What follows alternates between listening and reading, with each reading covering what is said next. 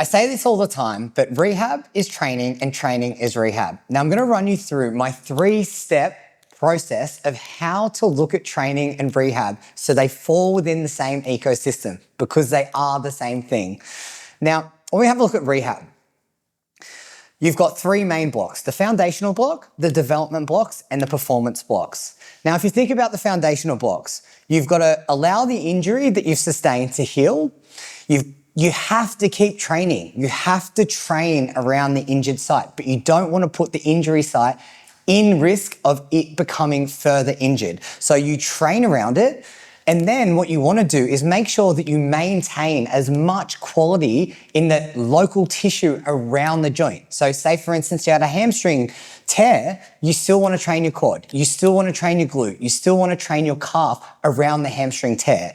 Then, say you've had an operation, you've had an ACL injury or something like that, and you've gone in, you've had surgery, what you want to make sure you do is start to incorporate locomotion and normal movement patterns. But if we have a look at the foundational block, once the healing has actually happened, you want to move it into development blocks. Now, this is where you start to introduce load. You've got movement variability, you start to add in things that actually bring up muscle mass and build on hypertrophy, and you want to introduce in strength. Now, you will do this in a phasic style, but it all falls within the realm of a development block. Once you've gotten through that, you would then move into what we call performance blocks. Now, if you're in the rehab space, this would be normally known as return to performance or return to play. Now, a lot of people don't fall into the category of play, so I like to call these blocks performance blocks. Now, this is where you're basically back to pre-injury levels. If you've had an injury, that may be 12 months down the track. If it's something smaller, it might only be a couple of months. But the reality is, the rehab process goes through 3 phases: the foundational blocks, the development blocks, and the performance blocks. But if we have a look at this performance block here, this performance block actually sits into the foundational block of training. So this is where the ecosystem becomes one big thing. Now, if we have a look down in the foundational blocks of training, we've got onboarding training programs, getting people used to training, getting used to their training technique, building up the capacity and the awareness of what to do in training. But then we've got this big one here, which is rehab, which is what I've just ran through. Now, the rehab process may be a small process for something that you're working with, a niggle or a shoulder injury, but it also may be something bigger that's like a surgical sort of repair or something in that nature.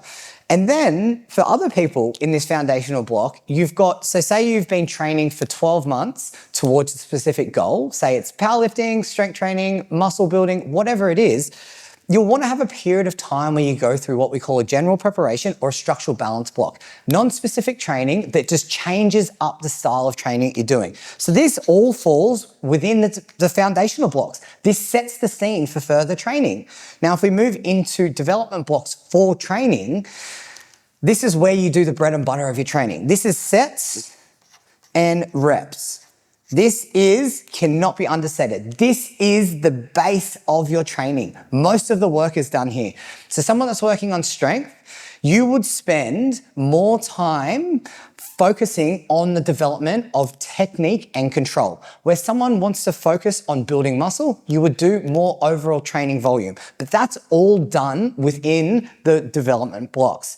And then if we move that into performance blocks, so this is where you would have like specific outcomes. Say you were working on strength. Say you really wanted to push up the intensity of your training. That all happens in these performance blocks. This is where you would peak. This is where you would hit your 1RMs. But if you look at this framework as a whole, from a training standpoint, you have to go through the foundational. This is learning. This is like a learning phase here. You're developing all the qualities that you need, or you're taking a slightly reduced overall intensity in training so that it sets you up to move into development blocks. These development blocks is the base. This is the foundation of your training. And the performance blocks, this is just reducing fatigue and actually expressing what you've built in these blocks. Now, this is the kicker. When you apply the rehab model to this, it's exactly the same thing. The foundational blocks is to not further injure yourself. It's to allow you to build the qualities that you need to be able to then build local development blocks. So obviously the development blocks up here are different to down here, but the principle is exactly the same. We're building the qualities that we need so that we can further use them later down the line. And then we move into performance, which is essentially feeding directly into the foundational block of this ecosystem. Now, something that's important to note here is, from a rehab standpoint, we're working from the ground up. We're doing motor control. We're working on range of movement. We're working on local tissue capacity. That is all done from a bottoms-up approach. A practitioner or someone in that healthcare space will often look at rehab and go, what do I need to build, or what do I need to get out of my particular training style in order to get us to the end point? But when we come down from here in the training standpoint, we're looking at the outcome first and we're going, how do we reverse engineer that? So when you look at it in a context like this, it's exactly the same thing. It's just one's looking from a bottom-up approach, being the rehab side, and then the training side is looking from a top-down approach. When you look at this, it removes so much of the clutter. Now, look, to be completely transparent with you, I have spent so much time working on program systems. I've spent so much time building out these systems so that I can do so in a way that gets really good training results for people. But what I've tried to do here is remove the clutter. Removing the clutter of accumulation, intensification, realization. There's all these different terms that fall under the umbrella of periodization.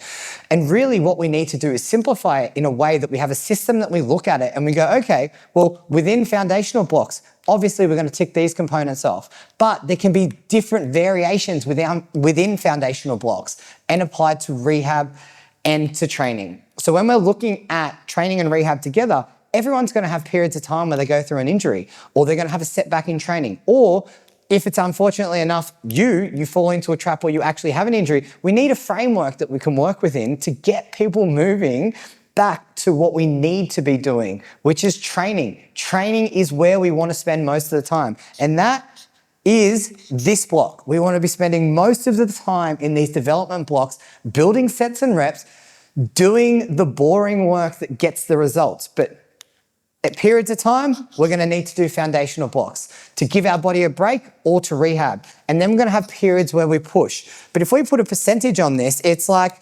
20%, 10% down here, and the rest, 70% is done here. And where needed, you will push back up into the rehab stream, or if you get to a point where you're burnt out or you need a little bit of a break, you might move back into a foundational block. But it's a really simple framework because from a coaching system standpoint, I can build out onboarding training programs for many different populations. I can build out rehab flows and prehab flows all within these foundational blocks. So it simplifies the way that I look at my training and my systems. In these development blocks here, I can do all my base reps, like your 5x5s for strength development. I could do all my higher rep work, maybe using some different types of training methods, all within these development blocks. And, from an aerobic capacity standpoint, if you're working with someone that's brand new into the gym, in the foundational blocks, this might just be zone 2 work. In these blocks here, you introduce in development blocks. We've got interval work and zone 2 work. And then down in these performance blocks, you have max aerobic output. So these are really pushing up your VO2 max and stressing the system as a whole. So when you look at it like this, you've got the rehab flow, you've got muscle development flow, you've got strength development flow, you can tie that into prehab, you can tie that into movement, you can tie that into aerobic fitness. It's an ecosystem that simplifies your thinking, that allows you to get better results for your clients long term. It works for rehab and it works for training. They are the same system. So I have built my entire facility around this system where people come in from rehab, great, we work them through that. And if people come in through a training standpoint, we work them through that. But it's the same message. It's the same structure and system about how we go about getting people moving and getting them into development. That is where we want people. People just have different pathways through that. And I think that's the power of a system. Having a system that allows you to help multiple people into the same pathway. Every week I put out content. I've got a podcast, obviously this YouTube channel, and my Instagram. Follow along because they're all got different variations of things that's going to help you get better results in your training, but also get better results for your clients long term.